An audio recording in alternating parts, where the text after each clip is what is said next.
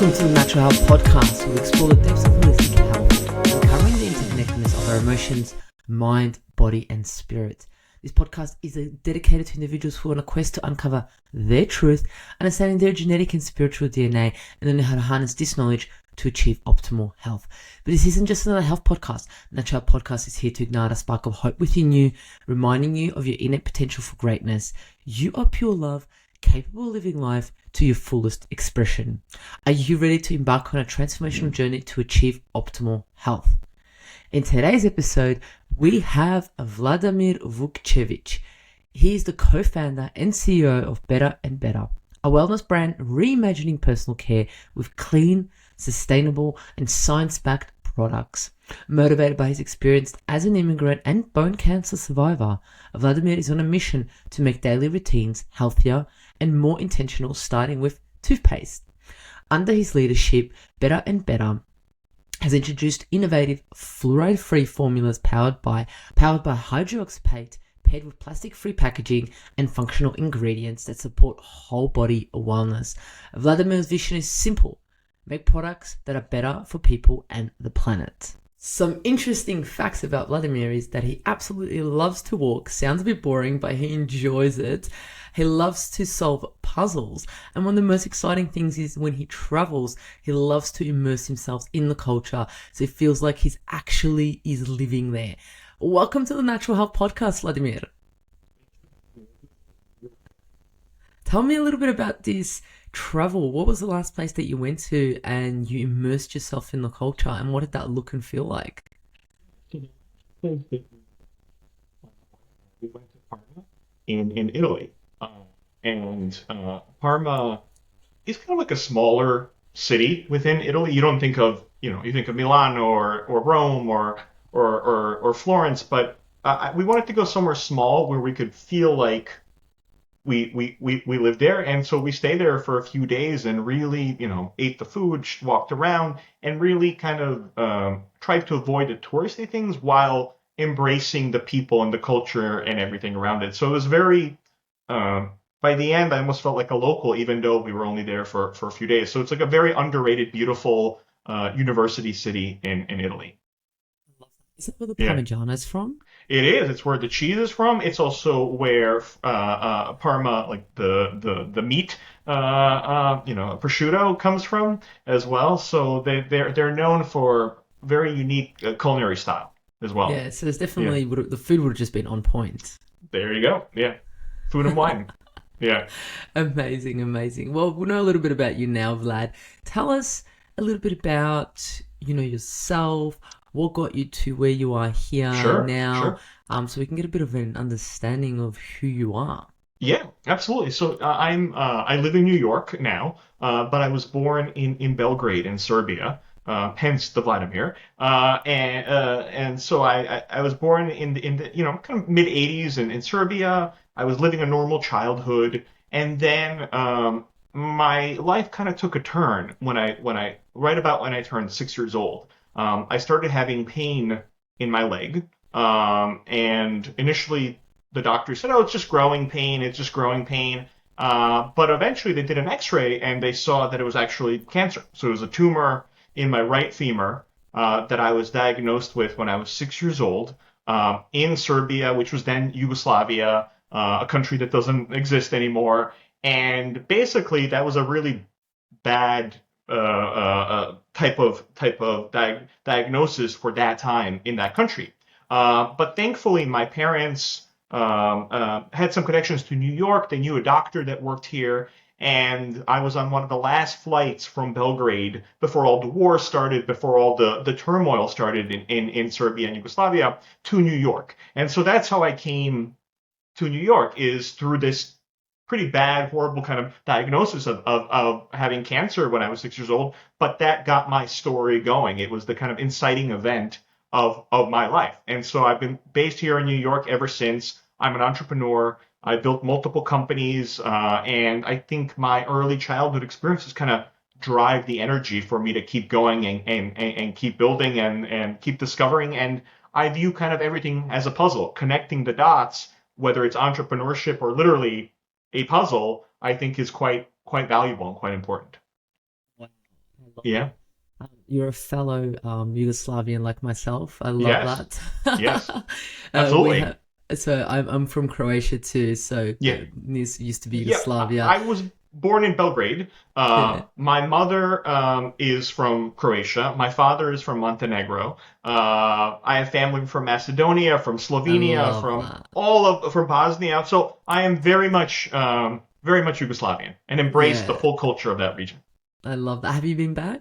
I have, yeah, yeah. Amazing. I go to Belgrade. I was in Ljubljana in Slovenia as well last year as well. And so I go back pretty often. It's a unique place. Yeah. Ljubljana is amazing. All that It is tree and greenery, their sustainability, their totally different. environmental, they're up Yeah, there. Like they're really pushing a change in Europe for that, aren't they? absolutely. It's a beautiful city, and it's another one of those places where you can go and really feel like you live there after a few days. Yeah, you can. Wow, Yeah. so being 6 years old, I mean, you yourself, I don't know if you remember or even knew what was going on, but for your parents to be like, we're making this change, Yes. that little thing, it's kind of like I always say when things happen, there's always one day you'll turn around and you go, oh, that was amazing. I'm so glad that it happened. Or I'm so glad that it pushed me that way. Yes. So Yeah. that was one of your stories about having the bone cancer. So was that resolved within a year, 2, 3 years, 3 years? Was that minor? Was that major? Like, what was the story there? It was a long story. So for I was treated for about 5 years. So from Wow. 1990 to 1995, I spent much of my life in hospitals in treatment. I had chemotherapy, radiation. Ended up having a bone marrow transplant as well because it spread to my bone marrow, and so it's quite an arduous and difficult experience. And initially, as a 6 year old, you kind of don't realize what's going on. You just feel pain and you don't like it. By the time I was 9 or 10 years old, I had kind of a crazy understanding of mortality, life, death.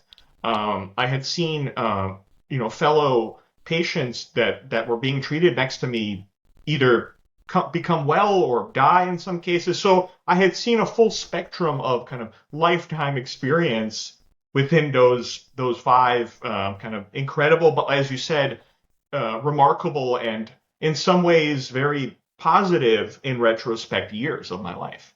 Yeah, that's insane. And Yeah, you talk about your diagnosis, but what you just mentioned is also, I know a few people who've had cancer, they've actually lived kind of like in the hospital for so many years.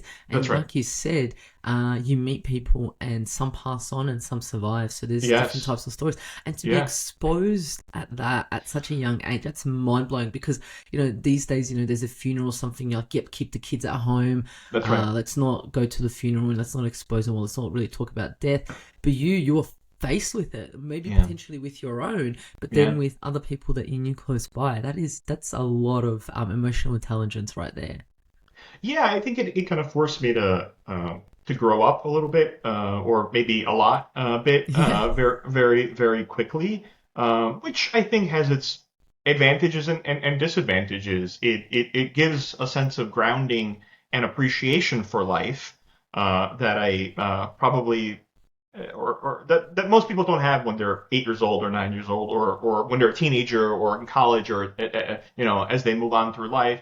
But it gave me that real appreciation for life, and it also gave me perspective that it could go away at any point. And so the ability and the drive for me to build things and create and invent very much comes from those very early lessons and experiences.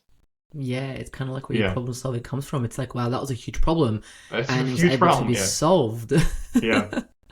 Yeah, Which led you thankfully. to being an entrepreneur. So tell me a little bit about that. Yeah, so after my treatment and after everything was more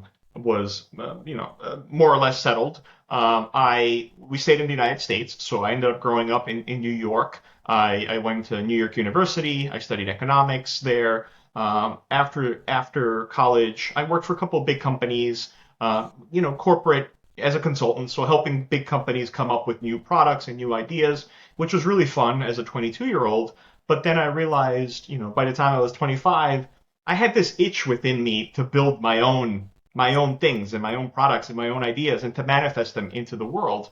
And so I said, okay, I'm done working for other people at 25. So it's about 15 years ago. I said, okay, I want to build something on my own. And the first company that I started was a company called Rocket Hub. Rocket Hub was one of the first crowdfunding platforms. We were helping other entrepreneurs raise money online, kind of similar to Kickstarter, Indiegogo, but Yeah. we were mainly working with entrepreneurs, we were working with artists, and we were actually working with universities and scientists who were raising money for new products and new projects that they were working on. And so that was my first foray into the entrepreneurial world. That was a 5 year experience of building a company that was kind of a meta company. It was a company of its own, but a company helping others raise money and build their own companies on it. So it was I call that my doctorate or my postgraduate degree because not only did I experience college beforehand, but I experienced this first incredible experience.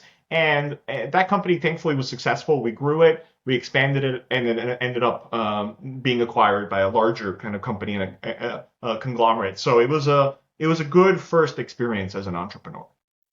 Sounds amazing, and it sounds Yeah. like I can see your eyes light up and a bit of passion coming through it. Oh And it's yeah. like it's something that I wanted to do, like you said, and you made it happen for other people to make their That's dreams right. come true. So it was kind of like you were lighting their fire, they were lighting your fire, and it was just kind of like an overgoing circle.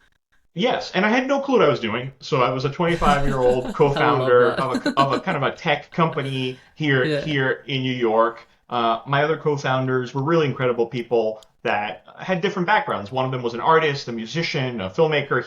He brought kind of that creative side to it, and the other was a chief operating officer, so kind of the more a diligent, pedantic type of person. And so the three of us initially started this company really not knowing what we were doing. So it was kind of building the plane and flying it at the same time. And I Yeah. think that level of inexperience is actually quite useful in the beginning because you don't know what you don't know. So you're learning and building and growing in a way that is quite useful. And so I was using these other entrepreneurs in a way that was quite positive because I was seeing their stories and applying Yeah. it to my story and to Rocket Hub and to the company that we were building, to the platform that we were building. So it was a very symbiotic, kind of positive time in terms of building a company for me. Yeah, very Yeah, symbiotic. Like they were feeding you were feeding them. It was kind of like building the soil, getting the plant that's right. prepped, and then there goes the plant, which is amazing. So That's right. then that led you to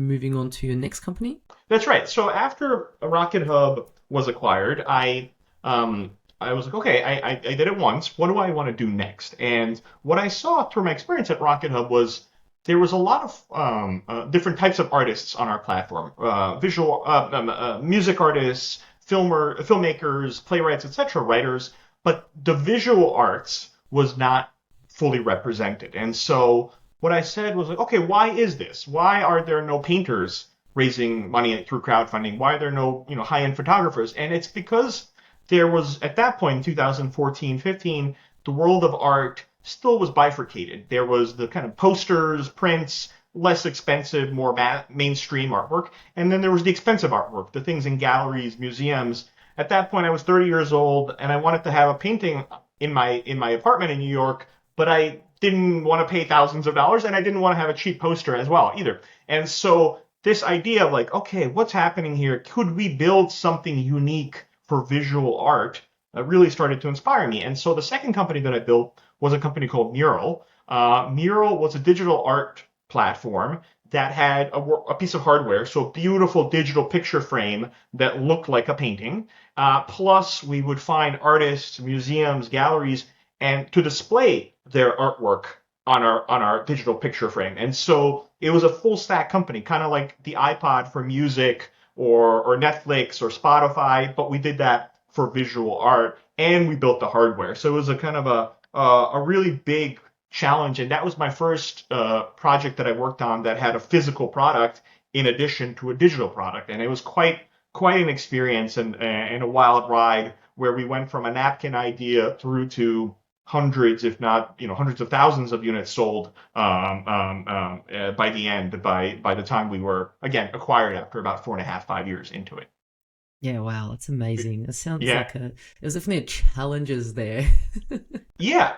Yeah, well, I think building electronic products in the United States is very challenging. So we had to set up a whole supply chain. It was in the United States, it was in China, eventually it was in Vietnam as well. We had to create a work of art from electronic product, and so I think that was quite difficult because we didn't want it to feel like a TV or a monitor or a work of something cold. It had to feel warm and it had to feel like you wanted to have it on your wall. And so we used wood, we used cork, we used very nice materials that aren't usually associated with electronics and electronic devices and products.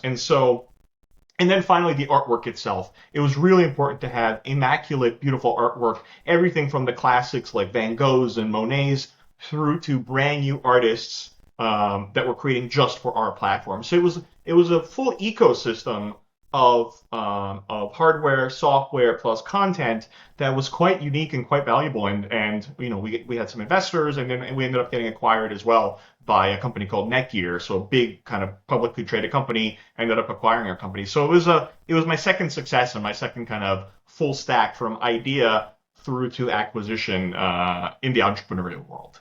I love that. So did you end up putting that frame up on your wall?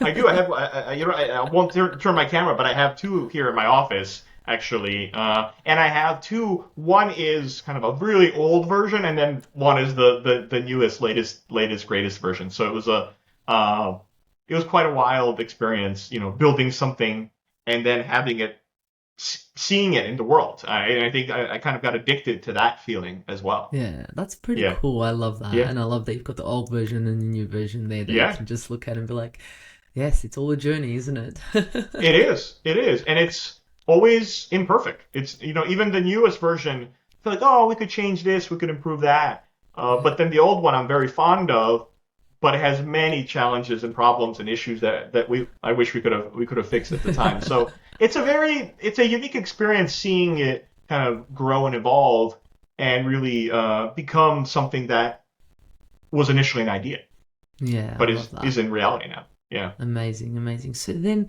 your experience doesn't seem to be, yes, your start of your experience was health related that Hmm. pushed you, but now you're in a health Yes. space, I could say. What led you there? Like what That's happened? that's a great question. So all throughout my journey from my childhood through to my first two experiences, my first two companies that I worked on, I always had this like health feeling or drive in the foundation of my life. So I was thinking about my own health. I was taking various supplements at different times, prescription medications as well, and it was always something that was kind of in the back of my head, but it never manifested into an idea yet. And so when Neural, my second company, was acquired, I was like, okay, well, I have two successful companies under my belt. What do I want to do next? And I really turned a little bit more inward for the current company for better and better.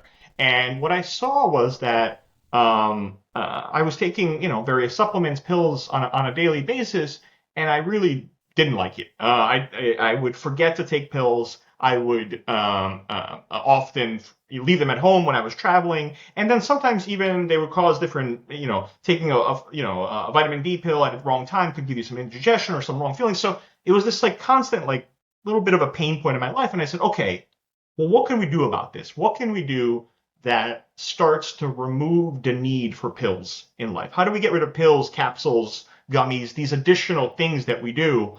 And what I realized was that existing habits could be made better, could be improved in a way that can give additional value, nutritional value, supplemental value, without having to do something extra. And said, okay, there's something there. And then we quickly realized that one of the first and most primary habits that everyone has is brushing their teeth. Hopefully, most people brush their teeth once or twice a day, sometimes more.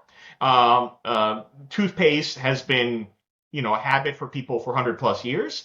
And traditionally, it's just been kind of a forgotten category. And so what we wanted to do was first and foremost build a very clean, naturally driven product. So remove the bad stuff. And then on top of that, add additional beneficial value to it. So add micronutrients, minerals, vitamins, etc., that can be absorbed sublingually and transbuccally so as that if you brush your teeth, you can get a dose of vitamin D or zinc or vitamin B12 without having to take a pill, without having to swallow and digest something new.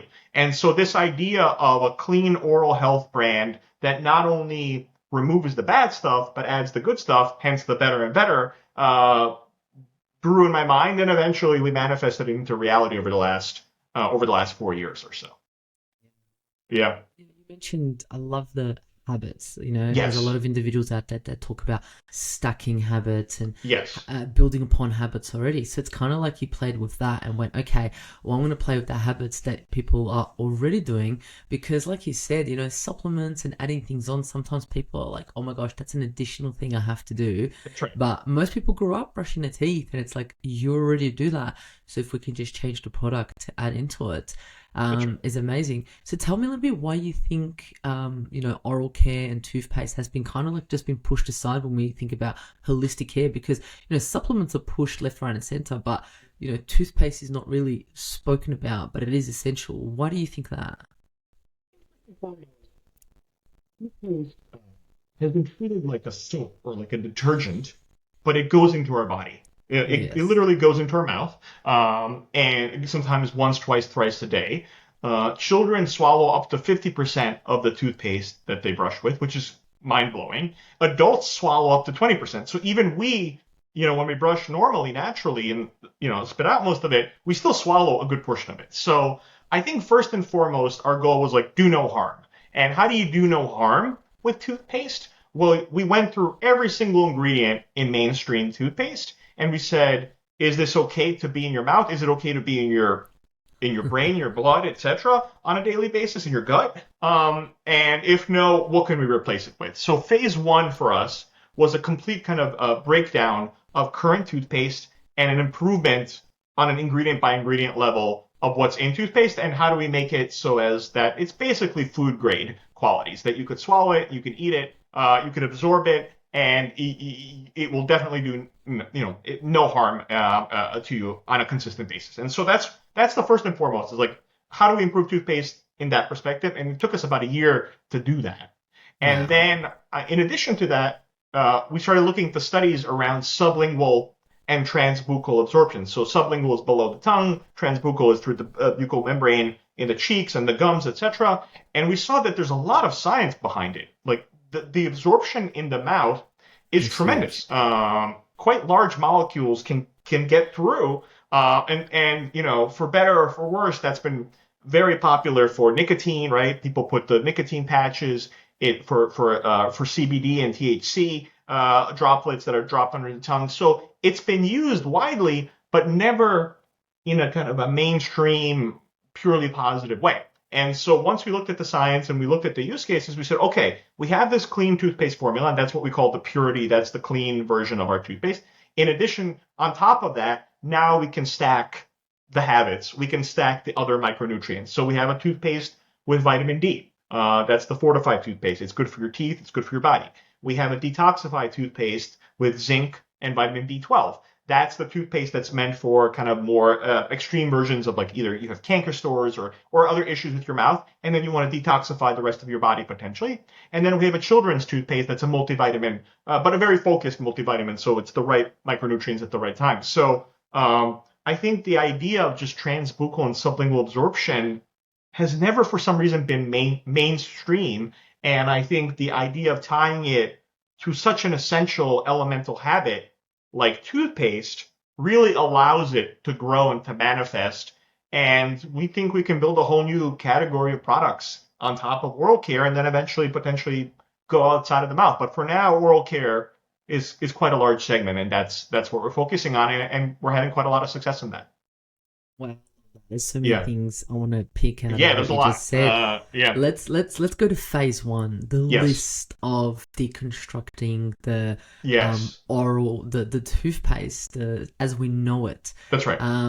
Yeah, was that list of items were they of ingredients was it a lot that you were like, ooh, that could do a bit of harm or not good for the mouth or not good for the brain, blood-brain barrier going through it, being absorbed in our gut and so forth. Tell me a little bit about that process and what you found. There's the low-hanging fruit, like triclosan, for instance. Triclosan has been in toothpaste for decades. Now it's being removed more and more. So Colgate, I think, still has some formulations with it, but most other toothpaste have removed it. It's very good antibacterial, but it's also an endocrine disruptor. So it disrupts your endocrine system in a few different ways. So we're okay. So definitely not that. And then we started moving down the list from there. The next one, the biggie, is fluoride. So fluoride is a very unique ingredient. There's a lot of controversy around it. It does strengthen teeth to some extent for a certain period of time, and it does in has been shown to prevent cavities. But fluoride has other potentially negative consequences that once you start to look at the science behind it and some of the studies, especially the ones that have come out recently, once it accumulates in your body, particularly in children's bodies, it can have deleterious and negative effects on brain function. So IQ levels are inversely related to the fluoride levels of mothers before birth, for instance. And so the idea of fluoride in toothpaste has been kind of taken as the holy grail for the last 50 plus 100 almost years. But really, as we started to evaluate the data and the science behind it, we realized that maybe this is not necessarily necessary. It's not needed. And if we can get the other things to do the good thing, like remineralize mouth and teeth, etc., we can avoid the fluoride. So fluoride was the second biggie that we knew we wanted removed. After that, we started looking at some of the foaming agents, and the big one that's used pretty much still in a lot of toothpaste is sodium lauryl sulfide. That is basically a soap. So it creates the foam, it soaps up the mouth, but it also can irritate the mouth. It can create canker sores, it can create other kind of abrasions, irritations, etc. So we got rid of SLS. And then we worked down the list of what else is in there. So we don't need, some major sugars in there. We don't need artificial colors. We don't need artificial preservatives. We use radish root extract kind of as a natural preservative, and we use salt. Like those are like two basic things that have been used as preservatives for centuries. Why not have that in toothpaste instead of artificial preservatives and artificial kind of colors, etc. And then finally with the flavors, okay, mint is the established flavor. We do have mint, but if we're going to use mint, let's at least try to get organic mint, certified organic mint that doesn't necessarily have some of the pesticides and other ingredients that mint may have, especially if it's made in mass and kind of in an industrialized way. And so we just went one by one. We cleaned it up. We put the things that have been shown to do good and have taken out the things that have shown to be bad. And I think I also want to be clear is like, we're on to version 3 of our toothpaste now. So we keep evolving as well. Like we're not done. As things evolve, we will add and remove things. As there's more learned, we're not stuck in our ways. And I think that's another big lesson I learned from looking at the market is like a lot of these toothpaste brands are just stuck with these old formulas. They're not open to change. And so I think just being flexible and open to discussion is very important and very valuable. And like, I'll just give one example, like xylitol, for instance. We do have xylitol in our toothpaste because it does have some beneficial oral kind of manifestations, but some people don't want xylitol. So now we're exploring a formulation without xylitol. So like having this conversation and viewing oral care as something that is evolving is quite important for us, and we will continue to do that as we develop new formulations and improve the current formulations that we have as well. Yeah. As consumers, we haven't contacted them and been like, hey, can you please give us a toothpaste with potentially without this, or potentially they haven't put into their marketing and product development to find out what the consumers are actually looking for, because maybe the consumers are those individuals, they've used the toothpaste for 50 years and then now they're in their 50s, 60s and they're like, well, I'm not changing now and that's just the way it is, and that's okay. But I love that your toothpaste company is looking at what's happening in the research, adjusting it and being like, this can change, and it is going to change. And I love that you made it so simple. You're like, yep, this product, the research says that it causes this. We're going to just replace with this. Okay, next. And it was like, boom, boom, boom. And it's just common sense. It's just logic to do that. And you made use of the absorption of the mouth. And this is the thing that most people don't understand. Our mouth absorbs so much, like our skin, but it's in our mouth, like under the tongue. When when people take supplements, or when I tell people to take supplements, I always say, putting them under your tongue will give you the maximum absorption. Hold it under your tongue and it will just go through. And now when people that are listening are like, oh my gosh, that's what happens to my toothpaste. I mean, potentially has these things that, may not be so beneficial. It's just mind-blowing. It's so interesting that it hasn't really been spoken about.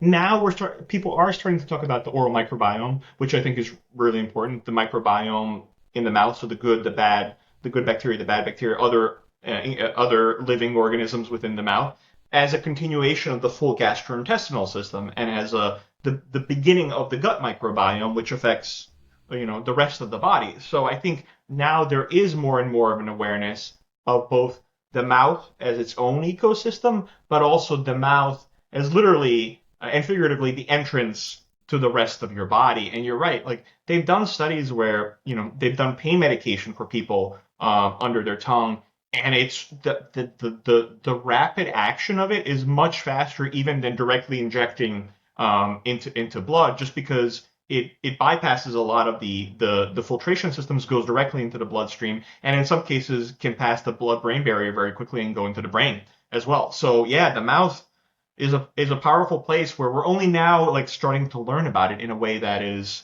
even remotely comprehensive.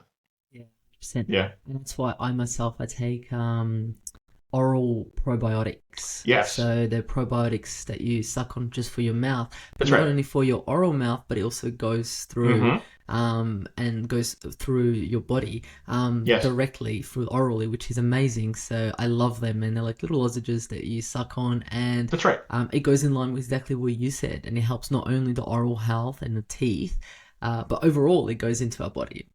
That's right. And the mouth health has now been scientifically linked to other parts of the body. So, for instance, Alzheimer's disease has strong connections to oral health, particularly like gingivitis and other kind of gum-related diseases. In addition to that, heart disease and issues with the heart have now been linked to oral care and to gingivitis and other bacteria within the mouth as well. So this isn't just a conjecture or assumptions. It's really where the science is going, showing that the mouth is this intricate system that is very much connected to the rest of the body. So yes, probiotics, oral microbiome, kind of health level is quite, I think, an evolving science now that will only continue to grow in importance and value. And so I'm glad you mentioned the lozenges. We're working on a couple of lozenge products, so maybe I'll send you some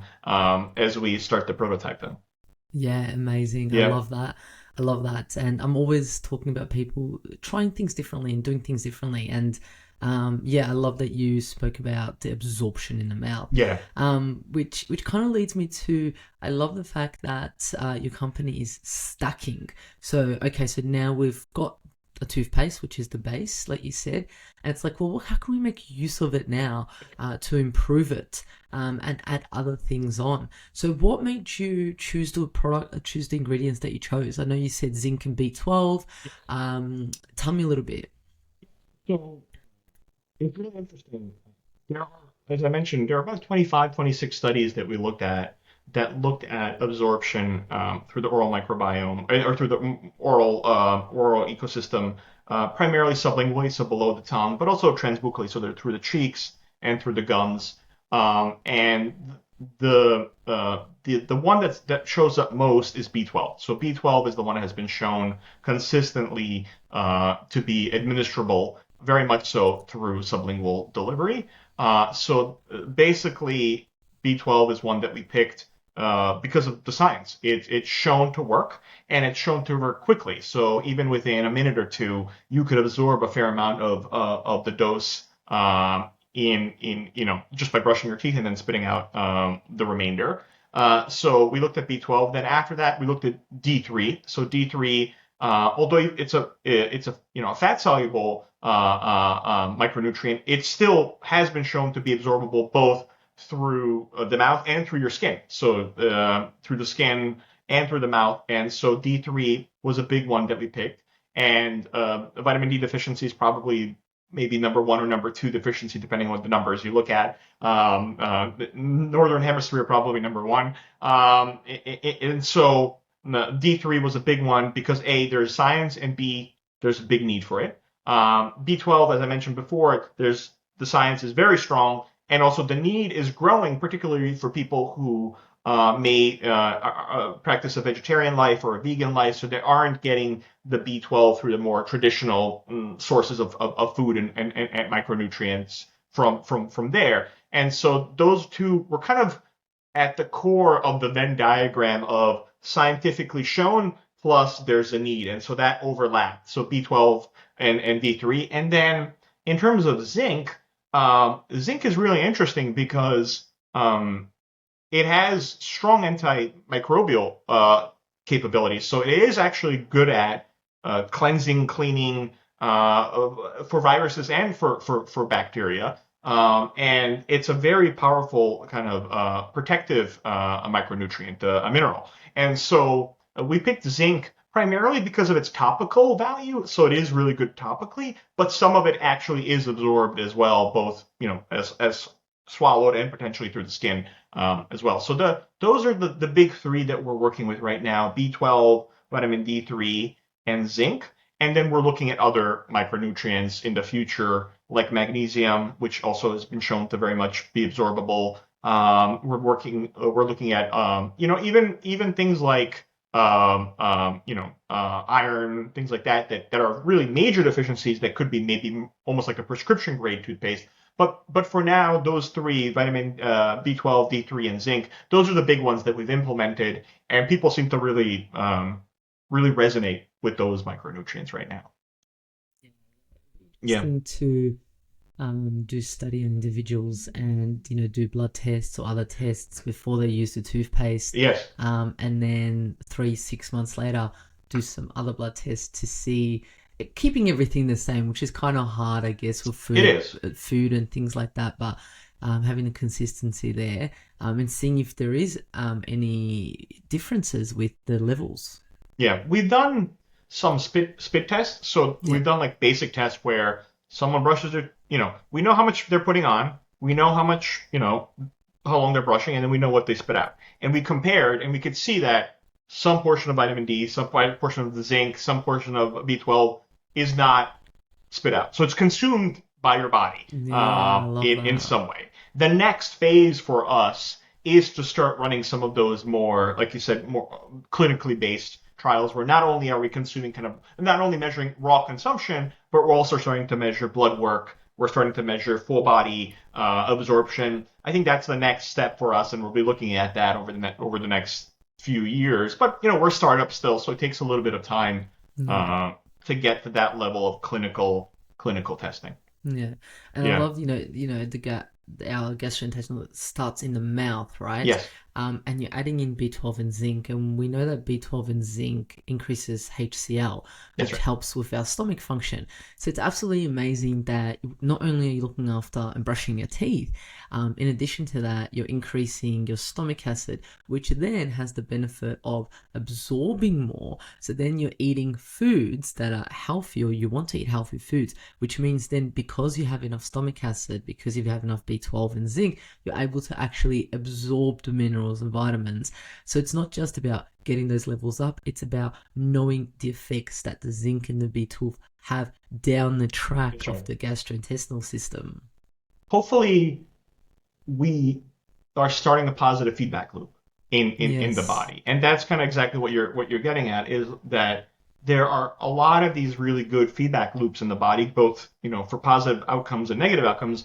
And so if you can jumpstart some of the positive feedback loops, that's quite powerful. And so, as you mentioned, HCl, people are now realizing that a lot of indigestion problems are not actually coming due to a lack of acid or due to too much acid, but it's actually coming from a lack of acid. And so, hopefully these secondary and tertiary effects of what we're doing add up in a really positive way. And that's the goal and that's the intent with some of the formulations that we worked on. Yeah, 100%. Yeah. So, you remove fluoride. What's the alternative? Yeah, so we leverage hydroxyapatite. So hydroxyapatite is a compound, primarily calcium, but a couple of other minerals in it as well that is naturally present within the body. So hydroxyapatite is actually what our bones are made out of. It's what our teeth are made out of. And so we're using hydroxyapatite, which has been used in a lot of countries for decades, but really is now starting to be used en masse here in the United States as the natural alternative because it's present within the body already. So unlike fluoride, which primarily is an external mineral that's being added to your body, hydroxyapatite is already there. And then additionally, hydroxyapatite doesn't bioaccumulate in the same way that fluoride may, particularly within the brain and within other parts of the body. It doesn't lead to some of those extreme white marks that people have if they have too much fluoride either in their body or on their teeth. So it's the natural alternative.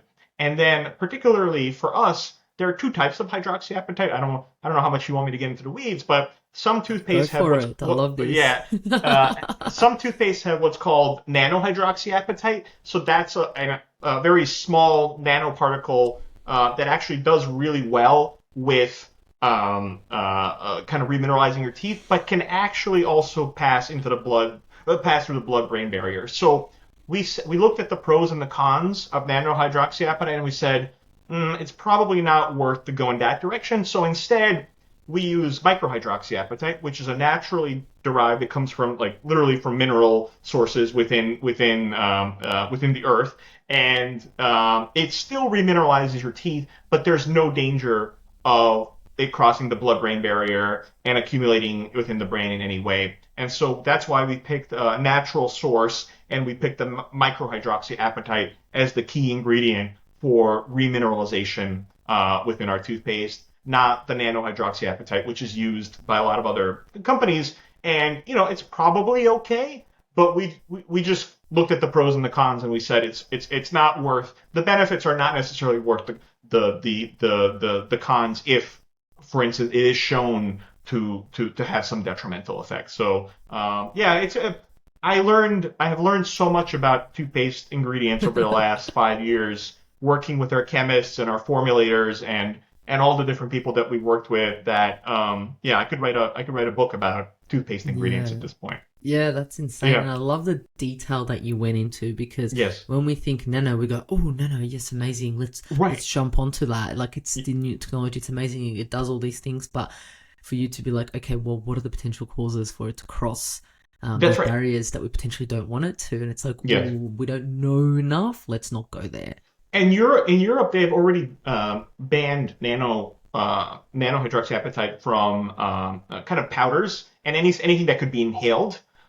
Because if you inhale it, it can go into your lungs and it can go into your across the blood-brain barrier potentially. So it's an interesting ingredient, and like you said, nano sounds fancy, but maybe it's a little too fancy and too soon to kind of commit to it. So let's just use what's already in nature, which is the micro, and that's the one that's in your teeth already in your bones. So let's focus on that, and so that's what we've done within our toothpaste.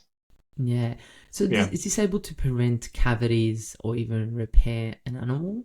Yeah. So microhydroxyapatite, there are studies around it that show it can prevent deterioration, and it can remineralize the teeth, and in some cases it can repair certain cavities. So when cavities are new or small, they can be repaired either naturally through our own bodies or through kind of supplements like hydroxyapatite. Once they get too big, that's when usually cavities have to be filled. In the more traditional sense, you go to the dentist and they fill it with something. But when they're at the early stages, cavities can actually repair themselves, or you can foster repair through toothpaste, food, and other things that you're consuming in your life. So it's a very like our bodies are very resilient, much more resilient than we give them credit for. And so where we're trying to do it better and better is to give people the tools to foster that resilience. Yeah. And what you Yeah. just said might blow some people's mind Yeah. because we have not been told that we Mm-mm. can repair cavities unless we're a dentist. That's right. That's right. So And that's that's mind changing blowing. now. That's like Yeah. the dental community is starting to accept that like in some cases now, even if they do find a cavity, in some cases they aren't doing fillings right away. They're just either Mm, monitoring it or they're trying to repair it in different ways without the traditional drilling and filling. So even this kind of old school industry, the dentist industry has not everyone, but it's starting to open up its mind a little bit. I love that. I love that. And it Yeah, gives us a bit more power, being like, okay, we have a cavity. All right, there's things we can do. We can change our toothpaste. We can use things like food. That's right. foods. Yeah. Do you know Yeah. any certain foods that might be able to assist, or do you know a bit more about cavities? Well, I think it's like the traditional, fruits and vegetables Yeah. lessons. I think are still, for better, or worse, relevant for oral health. So foods that are kind of traditionally seen as healthy do have a positive effect on the oral microbiome and do have a positive effect on oral health as well, particularly 100%. repair. Getting initial and significant amount of calcium from inside as well, I think it has been shown to be positively related to oral health. So, that depends how people are trying to get their calcium, whether they're open, to milk and to other yogurts or other sources of calcium. But there are vegetables that do have, some levels of calcium in them as well. So, it's generally the traditional advice. There's no miracle food that is, will cure cavities, but people who practice good, nutrition in general will benefit from good teeth and good oral health 100%. as well. Yeah, 100%. I did want yeah, to jump on xylitol. yes, What are your thoughts on that? Tell us a little bit more because you said some individuals may not want to use it, but then, yes, some people do, and you have it currently in your toothpaste and you're we do. thinking, what are the thoughts there? What's the thought system? Yeah, so xylitol has been shown to have it basically fights bad bacteria. So it does remove some of the kind of overgrowth and the kind of bacteria that may cause cavities and degradation of teeth. In addition, xylitol does stimulate kind of salivary creation, so it helps to create saliva, which is also generally very good for your teeth because our saliva is naturally protective and it adds to the kind of positive effects of our oral microbiome. So xylitol generally has been shown to be good for oral health, where some of the more recent kind of negative headlines or studies that have shown around have come out around xylitol have mainly been related to consuming it. So like if you're eating xylitol Okay. as a replacement for sugar, which some people do, right? It's kind of a sugar. It's very sweet, but it's not the same as traditional white, sugar or sucrose or fructose. So it has been added to foods and it has been added to certain kind of things that are ingested within our body. And so some of the studies that have come out have shown some potentially deleterious negative heart effects on the heart related to consuming, basically eating a lot of xylitol. And so that's why some people have moved away from it over the last few years. We still think that topically it's quite good, and that's why we have it within our toothpaste. But we're here to listen. Like we're gonna look at the studies. We're gonna continue to evaluate the ingredients. And if in 3 or 4 years it's shown that xylitol, maybe again the pros don't outweigh the cons, we'll remove it and we'll replace it. We'll replace it with something else. But for now, it seems like it's still very good for the mouth. It may not be as good as a sugar replacement in food. Yeah, Love that. Your company Better and Better is always looking to be better and better. we're trying. What are its Yeah, goals moving forward? So you've got the toothpaste. You spoke yeah, about some lozenges. Where is it going? yeah. So we see ourselves as building a collection of habits that if you do all of these, or you do 2 or 3 out of them, you don't necessarily have to take any more supplement pills. So that means our goal is to replace a full dose of 1,000 IU's or 2,000 IU's of vitamin D through 1, 2, 3, potentially 4 habits. So we're starting with toothpaste. So toothpaste oral care is quite important for us, and we're going to stay in the mouth for the next few years. So lozenges. We have an oral spray product that we just sold out of, so we're producing some more shortly. So we have an oral spray, kind of a micronutrients plus it freshens the breath, kind of when you can't brush your teeth, and so you use the oral spray. And then we see ourselves kind of moving outside of the mouth slowly. So we're looking at lip balm as the next kind of platform, because lip balm goes on your lips. Obviously, people lick it, so it is ingested to some extent, but it's also absorbed. So as you know, the skin is very absorbent. And so as we move outside of the mouth, skin cream, shampoo, deodorant, we're starting to look at different products where when combined with a toothpaste or a lip balm or an oral spray, can give you a meaningful dose of a particular micronutrient. So I see ourselves in 5 years having maybe 3 or 4 different platforms of products. So toothpaste is one platform, oral spray is another, lip balm, skin cream, shampoo, etc. And then allowing people to customize and stack what they want through those habits. And so you'll get a box from Better and Better shipped to you. You can use 2 or 3 or 4 of our products. And if you use those 4 products, you don't have to worry about pills anymore. Like, that's the goal, and that's where we're going as a company, is to create an ecosystem and a portfolio of products that replaces the need for ever having to think about supplementation in an additional way. Love that. I love where it's going, and I love the name Better and Better, and it's amazing. So Vlad, I love what you bring into the market. Thank you. I love your brain, where it's going, how you're able to adjust, how it's research backed, how you're able to always keep adjusting and moving, and I love that. To finish off, I ask all my guests, what is your best kept natural health hack? Something that you may do every day or once a year that really gets you to your optimal health. Water after every meal. Yep. So one of the biggest reasons why cavities form in the mouth comes after you've eaten something, when food is left within your mouth and bacteria start to eat away at that food. Usually sugars attract that extra more, but carbohydrates, other types of foods broadly do as well. And so the one hack that I've been nonstop practicing over the last 5 years is, after every meal, I drink a little bit of water, swish it around in the mouth, and swallow it. And I haven't had a cavity in 5 years. So that could be the Better and Better toothpaste. It could be my water, nutrient swishing hack. But it does 2 things. It hydrates my body. Obviously it hydrates, but it also cleans when I can't necessarily brush my teeth or can't clean. And that's not just after every meal, but really after anything. Coffee, tea. I always have a glass of water next to me for a little bit of extra cleanliness post any sort of contamination from any other food or drink beyond that. And it's a little thing, but I've stacked this habit, and it's done wonders for my cavities and for my oral health. Yeah.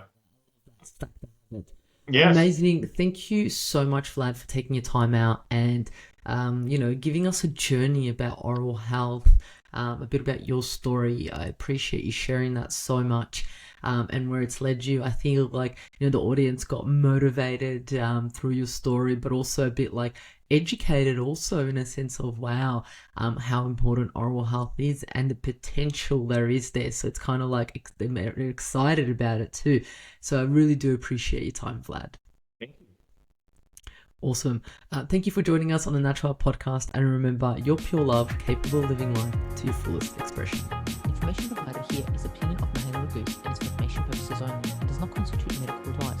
It is not intended intended to provide medical advice or take the place of medical advice or any current treatment you're undertaking. Consult your own medical professionals for any medical issues that you may be having. This entire disclaimer also applies to any guests or contributors to the Natural Health Podcast. It is advised that you consult your doctor or healthcare professional in relation to any health concerns you may be having. Mihaela Raguse does not take responsibility for any health consequences which occur from a person listening, viewing, or reading this content. Under no circumstances shall the Natural Health Podcast, Mihaela Raguse, any guests or contributors to the Natural Health Podcast, or any employees, associates, or affiliates of Mihaela Raguse be responsible for damages arising from the information provided on the Natural Health Podcast. By listening to this podcast, you agree not to use this podcast as medical advice to treat any medical conditions in either yourself or others. Please note, if you're taking prescription, do not stop your medication or start a new protocol, including but not limited to supplements, diet, lifestyle changes without consulting a doctor or healthcare professional. If you or any person has a medical concern, you should consult with your healthcare provider or seek other professional medical advice. Never disregard professional medical advice or delay in seeking it because of something that you have read or heard on the Natural Health Podcast or in any linked materials. If you think you may have a medical emergency, call your doctor or emergency services immediately. Neither Mihaela Raguse nor the publisher of this content takes responsibility for the possible health consequences of any person or persons reading or listening or following the information in the educational content.